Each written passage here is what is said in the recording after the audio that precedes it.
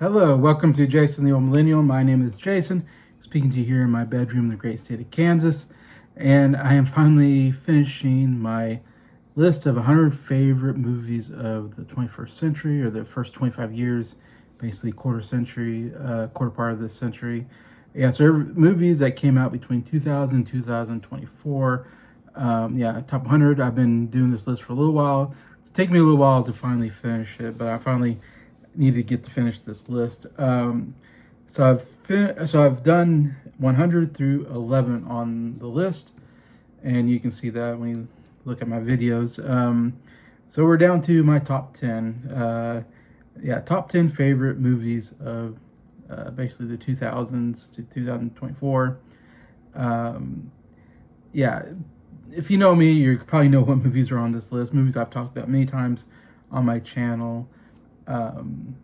No big surprises here, I would say, except for maybe one movie that's only a Netflix streaming movie, which I'll get to here pretty soon. Which I don't know. I might not have this in the future on my list just because I hate the fact that I can't have it on physical media. I don't know. I really hate that some of the streaming movies aren't on physical media. I'd love to have it in my collection, but I still love the movie enough. I put it here in my top 10. Anyway, so yeah, getting to that, let's get to number 10 on my list. 10th favorite movie of this century so far is the movie Klaus, which is the Netflix streaming movie. I put it on here. Klaus is an interesting movie because it came out in 2019, and 2019 was a huge year. Some really great movies coming out that year.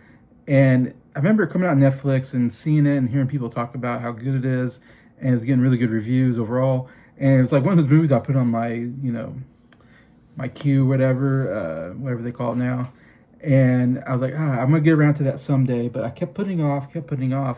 Anyways, and of course, Avengers Endgame came out that year. It was humongous, the biggest movie of the year. Another great anime movie came out that year, which is Toy Story 4. And I loved Toy Story 4, and I came around to watching that, and was like, "Wow, this is probably my second favorite movie behind Endgame." I mean, I was a really big fan of Toy Story 4.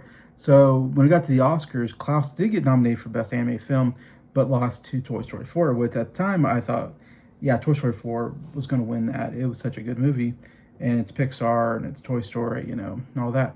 Eventually, I finally was like, I need to sit down and watch Klaus. And so I finally sat down and watched it, and man, did I fall in love with this movie. It was kind of 2D animation, but it was interesting the way they shaded it. It was very interesting the way they did animation. It looked great. I love the animation style overall. It was very funny, and it made me cry a couple times. Like, it was very emotional scenes in there, and I think the ending is so good. I mean, and every time I get to that ending, like, I bawl my eyes out. It's such an emotional but great ending. Like, one of the best endings I've ever seen in a movie. Warms my heart. And there's a couple scenes that just warm my heart so much. It is about Christmas. It's about Santa Claus, kind of the origin. It's the best origin story I've ever seen of Santa Claus. And I do love a good origin story of Santa Claus. I think it's kind of a cool idea for a movie. And we've seen many Santa Claus movies out there, and I would say this is the best one out there. And the story is just so well written, and how they kind of come up with all the different parts of Santa Claus as this kind of lonely guy who's a woodworker, who's, of course, that's how he works on toys and stuff like that, and he has that ability. And then when you find his backstory, it's so heartbreaking. Oh man, one of the most heartbreaking scenes I've seen. We get more into what that character's about. And that's what I'm talking about, the main character, who's a mailman, who then that kind of goes into the whole story of how he gets kids to write letters to Santa Claus, and then he gives them toys. And he's doing it for kind of nefarious reasons, but then it's one of those things where he falls in love with the town, and then it changes him, and then him kind of making up this whole Santa Claus story changes the town for the better. I just love that whole dynamic between how everybody kind of grows, all the characters kind of grow. Have great character arcs overall, and the friendship between the main guy, I forget his name, who plays the mailman, played by Jason Schwartz, I believe, And Santa Claus, that friendship is so great by the end. Like I said, the ending is so heartwarmingly good that I just cry my eyes out. It's so good. And there's even one moment where he gives a sled to this little girl, and she's riding on the sled, and there's this really great song that's playing, and man, that's another great emotional moment. Yeah, so many great moments in this movie. I absolutely love it. Wish I could have it in physical media, but you have to go on Netflix to watch it. But definitely, if you haven't checked it out, check out Klaus. Number 9, I have Inception. Yeah, this is my. I did a Christopher Nolan. Of course, Odyssey's coming out here in the next week or so, and I did a Christopher Nolan ranking all his movies on my channel not too long ago, and Inception was number 1 on my list. This has been my favorite Christopher Nolan film, and such a great original idea. I love the sci-fi elements of it. Very creative, one of the most creative ideas I've ever seen in a movie. This whole idea of kind of a heist movie, but you go inside someone's dream to implant an idea that will change them when they wake up. The idea that you plant in them as a dream, they will do when they're awake and not even know why, kind of. It's a great idea. And even just the way they have to get in the dream. And then they come up with all these crazy ideas like you can dream while you're in a dream. It's insane. And you can get lost in the dream, and then you're lost for a long time. You can live a lifetime in a dream, basically. And then you can also, if you die, if you're like in a dream within a dream within a dream, whatever, and you die, then you die in real life. So there's stakes there. Yeah, it's such a great sci-fi kind of action adventure thriller type movie. That has some very good emotional moments as well. I think Leonardo DiCaprio gives a great performance, a very underrated Leonardo DiCaprio performance. One of my favorite, actually, and didn't even get nominated for this movie. I think he's fantastic. Great cast overall. The usual, I think, Christopher Nolan actors, like Cillian Murphy's in here, as well as he's in a lot of his movies. And what a great ending. I think the ending's supposed to be a little like, what happened at the ending? It's questions, it's debated. There's no answer, but I like to think that there's a happy ending in the end. And he finally can, and he has this whole thing with his wife that it's traumatizing him, that he has to get over. Yeah, it's just one of the best original ideas for a movie I've ever seen, and very well put together. In the last 30 minutes is just one thrill ride after another. Great action sequences. I love the scene where as they're falling in one of the dream sequences or something, they're in a car falling off a bridge, and so in the dream the world is like turned upside down, and they're in the middle of a fight, and then all of a sudden they have to crawl onto the ceiling to continue the fight. The world is like spinning as they're fighting. One of the coolest scenes I've ever seen in my life. So yeah, Inception here at number 9. Number 8, I have The Greatest Showman here. Yeah, this movie is a movie, every time I see it, it just keeps rising up my list of favorite movies. It's one of my favorite musicals of all time now. It's up there with one of my favorite musicals. Of course, starring Hugh Jackman. Hugh Jackman's actually in 2 musicals here in my top 10, and this is one of them. I really love Hugh Jackman in a musical. I'm sure he doesn't want to be typecast as just doing musicals, so he doesn't do them all the time, but when he does them, it's like his best work. And yeah, this is great. Him as kind of the guy who created the circus, Bailey and Barnum, whatever, P.T. Barnum circus, kind of trying to base off true story and some loosely based. Anyways, and I mean, the music is so good. This is one of those soundtracks that I've listened to the soundtrack so many times. There's so many amazing songs on here, including like Million Miles Away, one of the first songs on here. Never Enough is amazing. And then the best song, sung by the bearded lady in the movie and by some of the circus people. What's it called? I think it's called This Is Me or something like that. man, what a powerful, emotional, like great lyrical messaging song about, being outcast, being not wanted, and but not changing who you are and wanting to be accepted and all that. Uh, just a beautiful song with incredible vocals, and just the build up to that song to them dancing in the circus part, and even the part where they all kind of stop in midair as she's singing, and then go back into regular motion. Just amazingly done, choreographed, everything, and should have won the Oscar. It's crazy it was nominated, but should have won the Oscar. One of my favorite musical sequences. I also love the Zendaya song with one of the actors about they have this they're in love, but they're two different races, and so they're frowned upon. But Zac Efron and Zendaya, their characters, anyways. And they do this whole song about, let's rewrite the stars, saying like, there's rules against us being together, but let's, go against the rules. That's a great song and sequence. I don't know. There's just so many great sequences throughout this movie, and yeah, love a great musical, and this is one of the best. So it's here at number 8.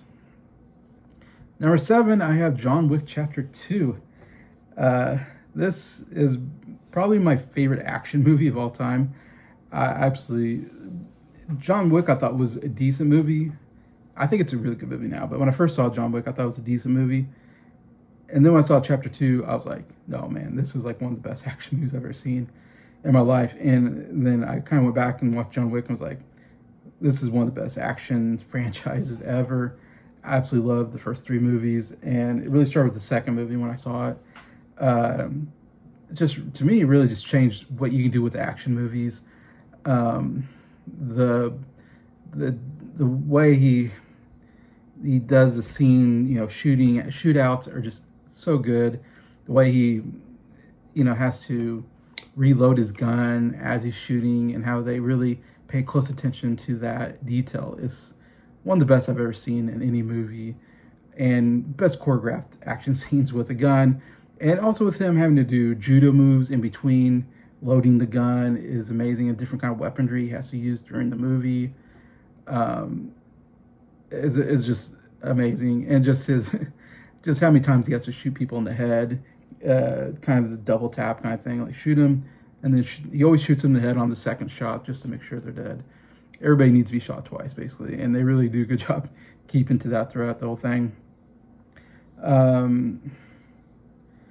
Yeah, so many memorable scenes. My favorite's always been the catacomb scene in Italy, in Rome, where he gets kind of ambushed and he plants different guns in the catacombs, and so he's running, being chased by multiple gunmen, and he comes across one of the guns that he has planted there, and then he has like an automatic gun, and we see him use that, and how he has to, I don't know why, I just love the way he reloads, how different guns reload.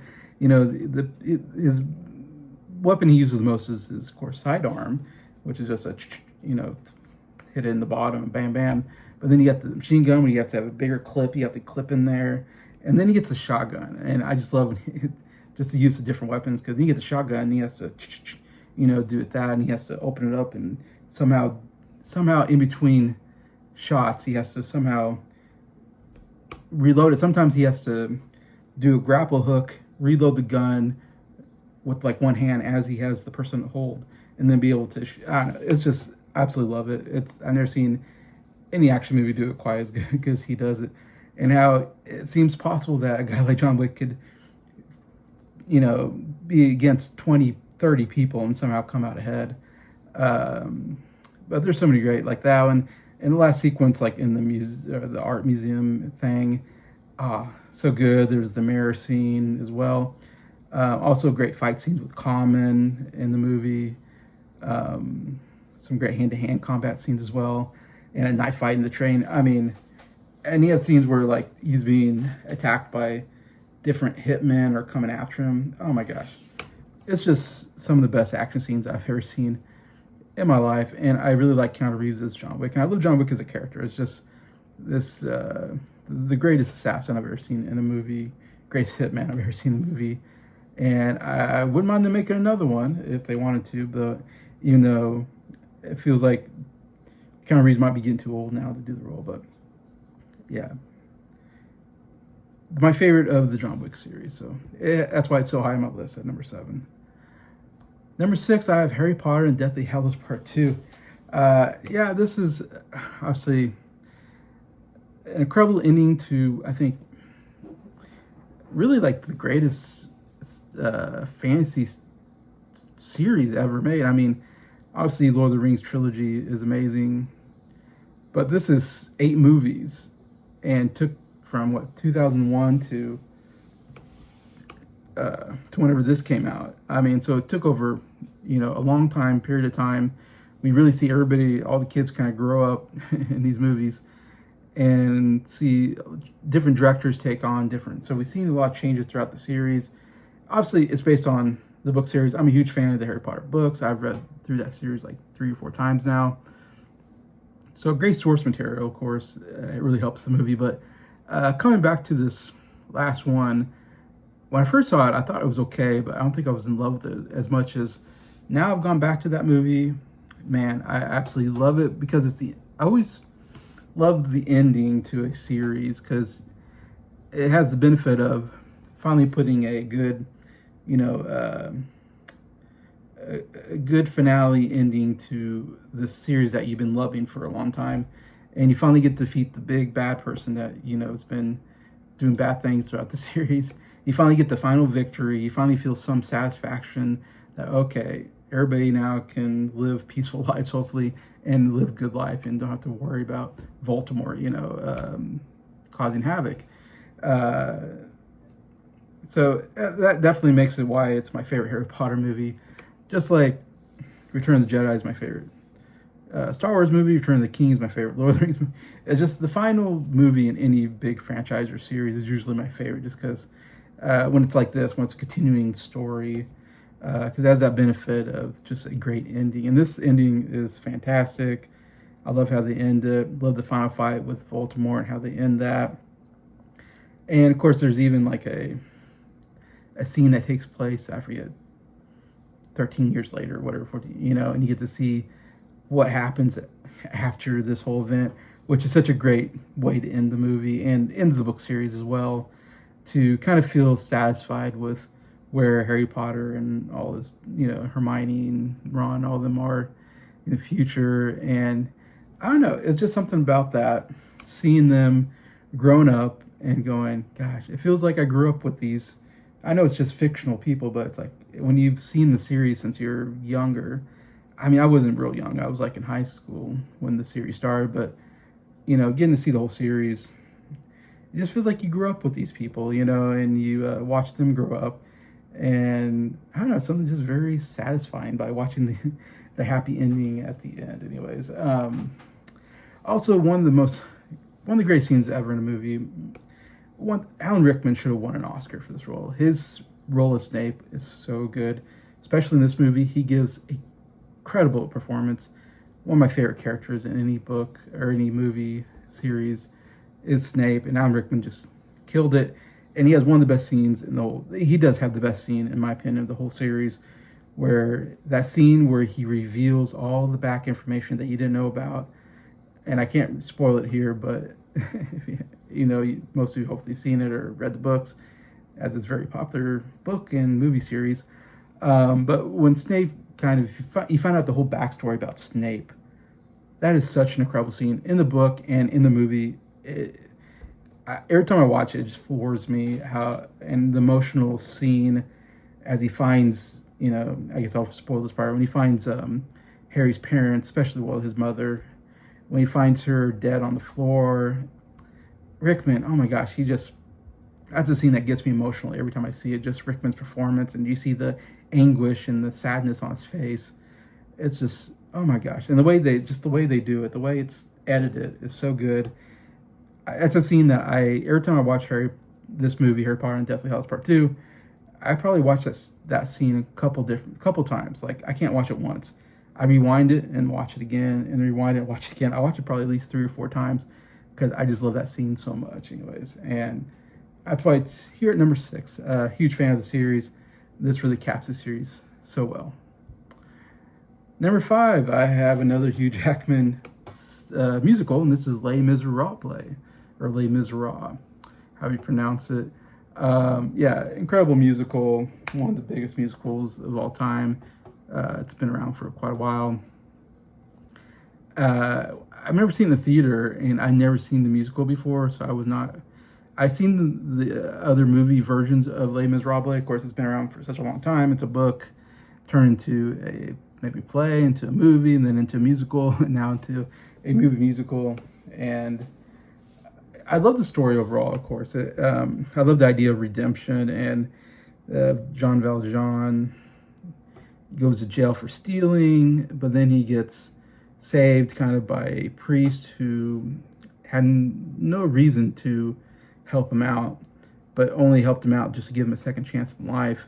And because he gave Jean Valjean that second chance in life, Jean Valjean becomes a really good person and becomes a very good moral person because of that, and has learned to forgive himself. And then there's the whole story between Jean Valjean and Javert. Javert spends the whole movie chasing Jean Valjean and wants, his sense of justice is that he has to put Jean Valjean back in jail.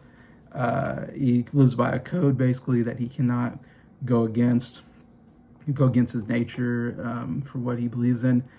And the idea that he's so bad of a person, really, even though he thinks he's righteous and good, and that Jean Valjean has a chance to kill him, but doesn't do it because he was given a second chance, so he gives Javert a second chance. And I just love that whole story because Javert can't comprehend, can't compute why he would give him a chance when he's been after him the whole movie. And it kind of, anyways, I won't spoil what happens, but just the way that all ends is just, so good. It's some great storytelling. But yeah, the whole movie is just him being chased by Javert, basically, and trying to hide out and all that. And then his kind of adopted daughter falls in love with this other guy, and they're dealing with all that as well. And there's also a revolution happening. That's a big part of the second half of the movie. Oh, so much great stuff there. And, of course, the music. How can I not talk about the music? One Day More, one of the best ensemble songs of all time, where everybody has different parts singing at the same time. It's incredibly choreographed and arranged together. My favorite song's always been, that's one of my favorite, well, there's a couple things you have to talk about. My favorite song's always been when he sings about the guy who's in love with his daughter, basically, and wishing, kind of praying to God to let him survive this Revolutionary War thing that's going on. The song's called Bring Him Home. Yeah, I always love that song. Though my favorite scene, one of the most incredible acting performances by Anne Hathaway, who won the Oscar for Best Supporting Actress, when she does a Dream to Dream song. Oh my gosh, it's one of the most heartbreaking moments I've ever seen in a movie, where it's just a close-up of her face, basically, throughout it, as she's kind of singing this very emotional song about how terrible her life has been and how she dreamed of a better life, but her life is so miserable. Oh my gosh, that performance, one of the best performances I've ever seen in a movie, and totally deserved an Oscar for it. Anne Hathaway, incredible performance. That's another scene where, first time I saw it, it floored me. I was like, wow, this is masterclass acting. And I don't know how they pulled it off so well. And I've heard that song sung before. It's usually a much more beautiful song. The way they did it in this movie, though, it was much more raw emotion, and I kind of enjoyed that quite a bit. But, can you hear the people singing songs of angry men? That song, incredible. It's one of the best musicals I think ever made, and this is a great version of the movie. Great performance by Hugh Jackman, and of course Anne Hathaway, like I said, and even some of the other actors I think did a really good job here, and I think really wonderfully shot. And I even liked the way they did the music. It wasn't pretty. It was a little more. because they sang it on the set instead of doing it in the studio. So it didn't sound perfect, but I liked it that way, kind of. Anyway, so yeah, I just absolutely loved it. One of my favorite musicals of all time. All right, number 4, I have Spider-Man: No Way Home. Yeah, one of my favorite superhero movies of all time. Favorite Spider-Man movie by far. One of the best in the MCU. What incredible, kind of groundbreaking idea of a movie that I never. It's one of those movies where when they did it, I was like, wow, I never knew that was possible. I never in my life thought that they would pull something like this off. And this movie just has so many great things to it. Not only the action scenes are amazing, the storytelling, the performances, the emotion. It's such an emotional movie. I cry. There's one scene that makes me cry every time I watch it, and it's so beautifully done. It's every time I think about it, it just gives me goosebumps because it was just one of the best ideas I've ever seen in the movie that pays off. It pays off a different movie in a different series. I've never seen that done before in a movie, or thought anybody would ever think of doing that in a movie where you're not paying off something that happened in this Spider-Man series. You're paying off something that happened in the Amazing Spider-Man series with Andrew Garfield. Like, because Andrew Garfield's series only made 2 movies, and then that series disappeared. They didn't never made a 3rd movie, and it spoiler for Spider-Man, Amazing Spider-Man 2, but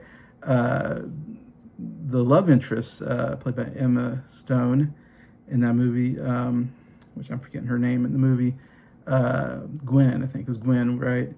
She dies at the end of the movie. The person that he loves dies at the end of the movie. It's so heartbreaking of a moment.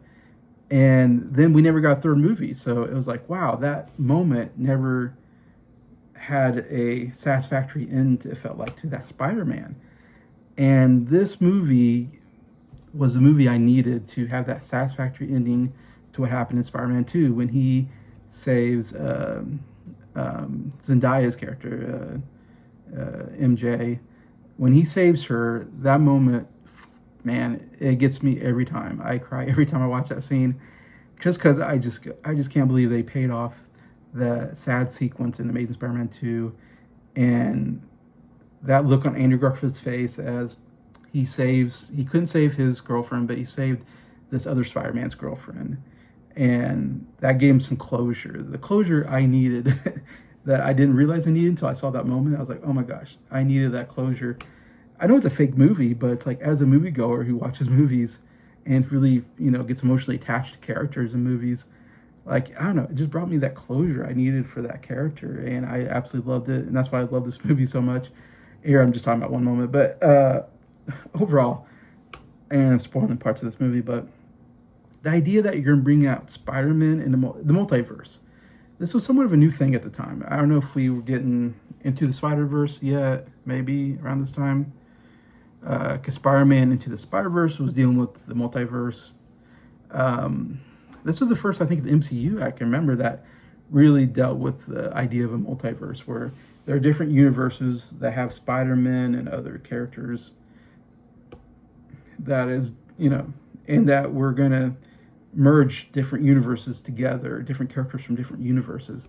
And the idea that the different universes are the different Spider-Man series. It's such an incredible idea that we have the Tobey Maguire Sony Spider-Man. We're taking Tobey Maguire from that series, who he hasn't been Spider-Man in a long time, and we're taking Tobey Maguire, making him Spider-Man from Peter Parker from that series, and we know what happens to him in that series. And we take the Doc Ock from that series, I believe, in the Sandman, and from that series, we're taking characters, and the Green Goblin. We're taking these different characters from that series, and we're bringing them into a different universe, which is the Tom Holland MCU Spider-Man series. And we're saying, all right, we're taking them out of that universe, which is just a different series, into this series. And then we also bring Andrew Garfield and some other, the Electro guy, Jamie Foxx's character, out of there as well, and the Lizard character. We're bringing them also. I don't know. That was one of the coolest ideas. I never knew that would ever happen or would exist. the idea that you'd bring characters from different movies and bring them into your movie and combine them together. It ended up being why it's just such an incredible movie. Not only that I love Tom Holland, Andrew Garfield, and Tobey Maguire, three different Spider-Mans from three different series getting together. They were so good. The chemistry between the three Spider-Mans was so good. It creates some very comedic moments. Also has one of the greatest emotional moments in the movie too, is, you know, when they recount that they've all had sadness in their lives, and they've all had tragedy, and they all kind of, you know, realize they have all experienced the tragedy that Spider-Man experiences, and really, you know, bonds them together. That's another great scene as well. And then them working together, the action sequence at the end when they're at the Statue of Liberty and they're working together. Again, it's funny, yet some great dramatic moments as well. And then combining all the villains was really cool. And William Dafoe, incredible performance as the Green Goblin, Harry Osborn, whatever, gives the even better performance than what he gave, I think, in the original Spider-Man movie. And I say goes down as one of the greatest villains we've ever seen in any superhero movie. William Dafoe absolutely killed it, nailed it. Loved his version of this character. And then, yeah, I love all the Doc Ock, and Jamie Foxx was even better. Jamie Foxx was better in this than he was in his other movie, Amazing Spider-Man 2. So they took everything and somehow made it better in this movie. And like I said, the action sequences were incredible. Great emotional moments. How they bring everything together at the end. I've never seen a movie do it like this, and it's why it's so high on my list at number 4. It's just some incredible filmmaking, and it's why we go see movies, to see moments like this that just blow your mind. And that I thought this movie just blew my mind, so that's why it's number 4 here. All right, I've talked so much about that movie, and I still got 3 more movies to talk about that I absolutely love. Number 3, I've got Creed. Another incredible idea where you bring in characters from a past series and somehow making another, like, who would have thought you would take a character that belongs in the Rocky universe and add to it and make a almost new series with Rocky still in it, and be on par, I think, with the Rocky movies, in my opinion. I love Rocky. Rocky is one of my favorite movies of all time.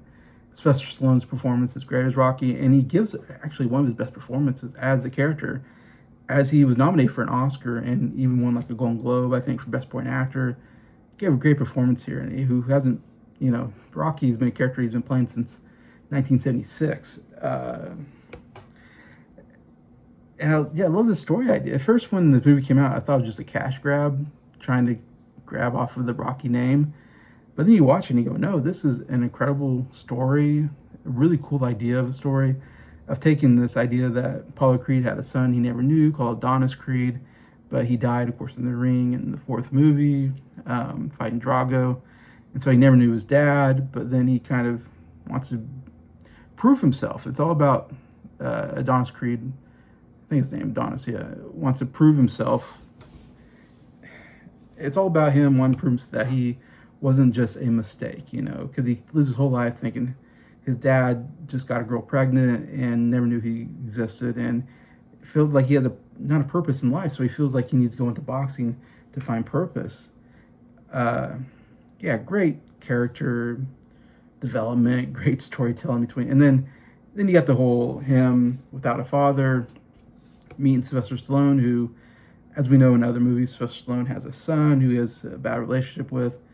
And so it's this great thing where Sylvester Stallone has this great father-son relationship with, you know, his friend's son, who he never knew before, who used to be his rival in the first 2 movies, and then became a friend in the 3rd and 4th movie, and now he's mentoring his son. A great story idea, and just the relationship that they have is amazing. And Michael B. Jordan, great actor. This is the first time I've seen him in a movie, and I came away going, wow, I want to see more Michael B. Jordan. And I was so happy when he won an Oscar for Sinners this last year. I always thought he should win an Oscar one day. He should have won an Oscar for Creed. His performance is so good. And Stallone should have won an Oscar for Creed as well for Best Supporting Actor, and should have won Best Picture and all this. Didn't get enough recognition how good this movie is. It's shot incredibly well. Ryan Coogler has been so, again, Sinners was such a huge hit this last year. Coogler is just getting better and better as a filmmaker, even though I think this is his best film. Yeah, shot very well. Just incredibly emotional story. That kind of follows the Rocky formula in a sense, but yet is different. I loved it. And just that last fight scene where he's just trying to prove himself. And just the great moment of him just Rocky telling him, why don't you just quit? You have nothing to prove. What do you have to prove? You're going, toe to toe with this champion boxer. And yeah, when Don says, I want to prove that I wasn't a mistake. Oh, what a great line. One of the best lines I've ever seen in a movie, where I go, with that one line, I totally get what's going on with this character and what his purpose in the movie is, and what the goal is, what he is. Yeah. Just explains that whole character so well that you go, oh my gosh, I get it. I totally get what's going on here. Anyways, yeah, just so wonderfully made. I even love when he falls down, and then you have the montage flashback of his life and all the struggle he's gone through to get to this moment, and then he gets back up because he wants to, survive all the rounds with this champion boxer to prove himself as a success, and to be like his dad, who was a famous boxer and all that. And at the end, when he asks him, what would you want to say to your dad if your dad was here? And, it's just like, I hope he's proud, so good. Anyways, love Creed. Almost as good as Rocky. That's how good it is. All right. My top 2 favorite movies, again, are movies that kind of ended a incredible series. Again, I love movies that end incredible series, and top 2 are also some of the biggest hits in their genres as well. So no surprise here. Number 2, I have Avengers Endgame. Came out in 2019, one of the biggest box office movies of all time. Really kind of ends kind of the first part of the MCU, which lasted from 2008 with Iron Man all the way to 2019. So covering 11 years, like almost 20 movies or something like that. And they built on this whole series. Somehow each movie is its own individual movie, but yet somehow pushes a bigger narrative of Thanos, in the Infinity, gauntlet and all that.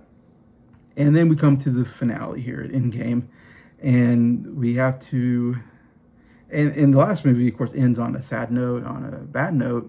And so how do we fix what happens in the last movie? And what they come up with, expectations couldn't be higher. How are they going to end this story in a satisfactory way and it be epic? And they exceeded my expectations in what they did. They did it. They couldn't do any better. If they would have not landed the ending, it would have ruined the whole MCU up to that point, I feel like. And you think of the journey of Tony Stark from Iron Man to Endgame. What an incredible journey that one character has taken. And Robert Downey Jr. as Tony Stark, to me, to this day, is my favorite character of all time when it comes to superhero movies and so forth. It's everything you want in an Avengers movie.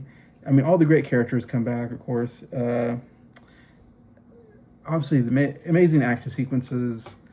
Some of the most emotional moments I've ever seen in a movie. Like I talked about No Way Home, this is another movie where I cry at least 3 times when I'm watching it, which superhero movies usually don't make me that emotional, but that's just how good this movie is, that I got emotionally invested in these characters. And if some of them die, I won't say who, it's very emotional. And even seeing where some characters who you think are dead come back to life, those are emotional moments as well. So many to talk about. And the whole story of the time traveling is great. And it also has it's also very funny, which is a staple of the MCU. You got the action, you got the great characters, you got the great funny dialogue between characters, great moments and all that. encapsulates all that on just the biggest stage of all time and the biggest stakes of all time. I mean, there's never been, I can't think of too many bigger stakes in this movie where Thanos is going to kill everybody. All human life is going to die. He's going to kill everybody on Earth, I believe. Maybe everybody in the universe. I mean, it couldn't be bigger stakes. Thanos is going to kill a lot of people. And there's nothing you can do about it unless you stop him in this one moment. So, man, I love that. Stakes were very high. Love the time travel aspect of it. I thought was really great. And how it explains how they're able to try to undo what happened in Infinity War. Yeah, they came up with a great overall story and all that. But what do you have to talk about is that last maybe 23rd minutes of the movie, the last sequence. I'm going to spoil the movie, but when they're able to bring everybody back. I mean, like I said, like 20 movies. I mean, so many characters throughout these movies. And somehow they bring them all into one scene to fight Thanos and his army for one last grand epic battle. It's one of the best scenes, maybe the best scene I've ever seen in a movie. And I saw it in this movie theater twice. And I've never had a better experience in a movie than, again, this is why you go to see movies and why we make big movies like Endgame, is that when you get to that moment and everybody's coming back and you're like, oh, we're setting up the stage for this epic battle. Like, oh my gosh, I've never felt so much excitement in me. Again, I know these are fake people, but I get so emotionally invested in them. And this movie really made me emotionally invested. The whole series did. It's like I get goosebumps. And to this day, every time I see that scene, I get so much goosebumps and so much excitement going, oh my gosh.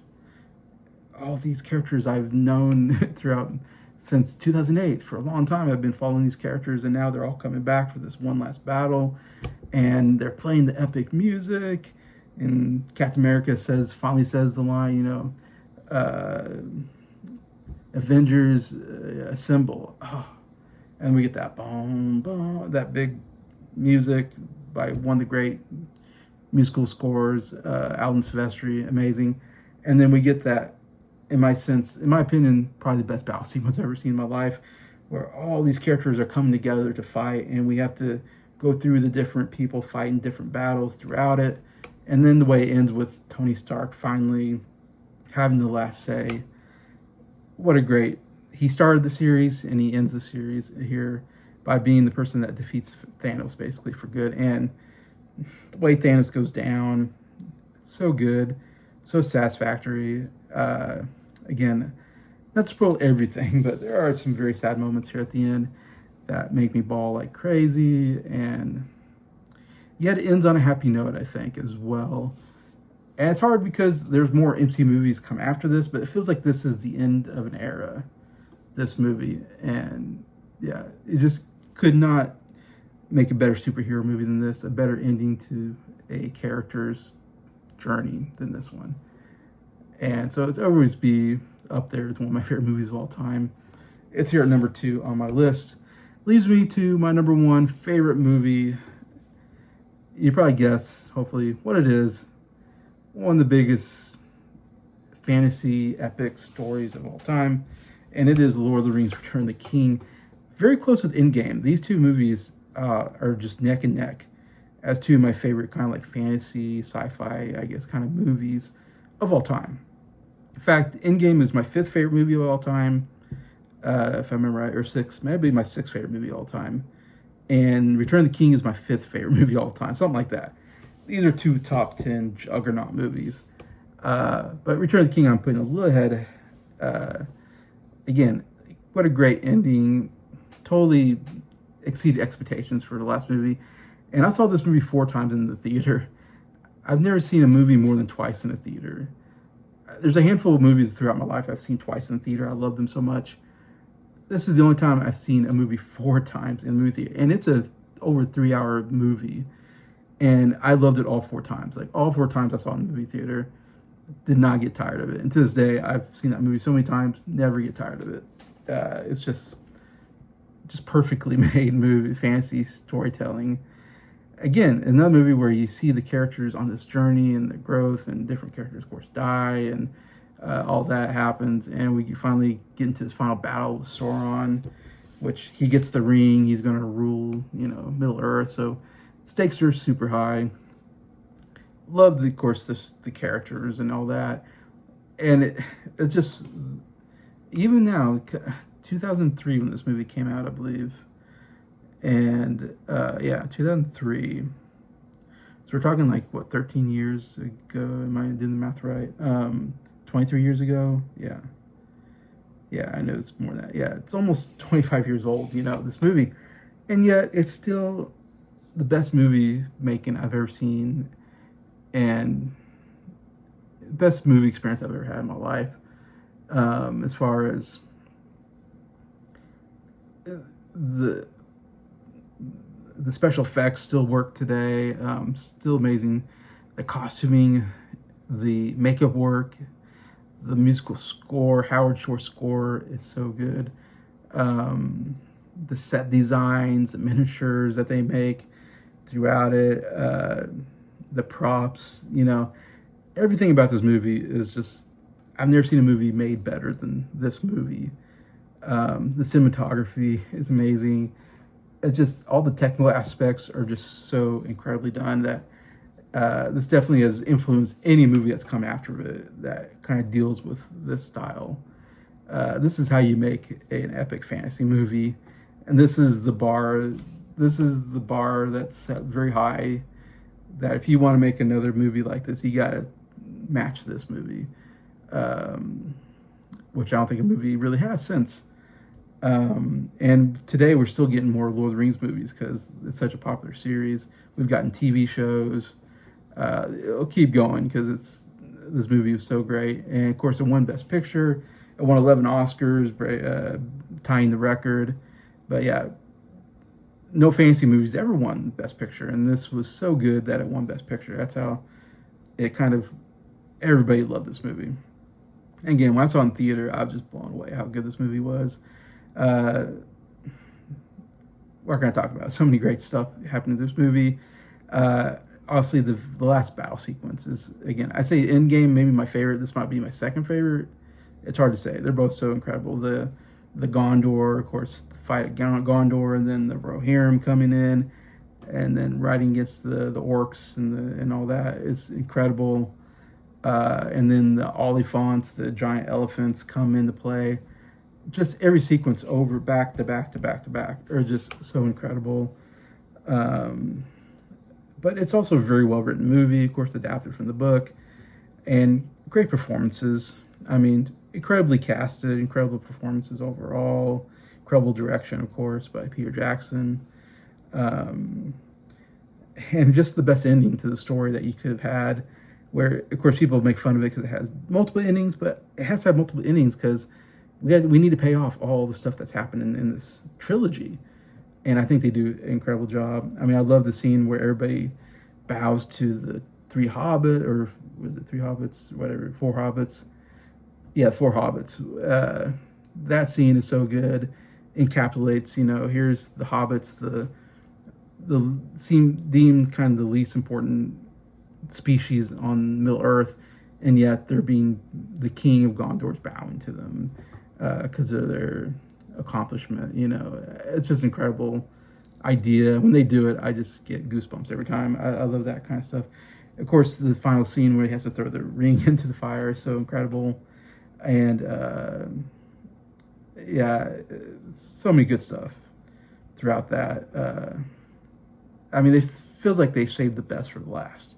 You even got the fight with Sheila, the spider, which is great. But yeah. And then it has kind of a bittersweet, sad ending a little bit there, but yet you feel somewhat satisfied that everybody's going to be happier in the end as well. And it's an ending to Frodo, I guess his journey. It's kind of his story and his journey throughout from the first movie. And I think they ended on the best way they could anyway. So, yeah. What more can you say? It's the greatest fantasy epic movie ever made. And someone who loves fantasy and sci-fi, it just never going to get anything better than that, I think, in my opinion. I haven't seen anything better anyway. So, yeah, obvious choice maybe for number one if you're person, like a lot of people like me who love Lord of the Rings, and there's a lot of people who love Lord of the Rings. That's gonna be number one on a lot of people's list, and it's number one on my list. So that's my top 10 favorite movies of this quarter century. Please feel free to comment what your favorite movies are, if any of these movies are some of your favorites. Love to hear any thoughts, and thank you so much for watching me in this series. Anybody who's watched all 100 movies in my series, hopefully enjoyed my thoughts on all these movies, and my passion for watching movies hopefully comes through. And yeah, so thank you for any comments you make. I really appreciate you guys doing that. And just thank you to all my subscribers for supporting the channel. I really appreciate y'all, and I hope you have a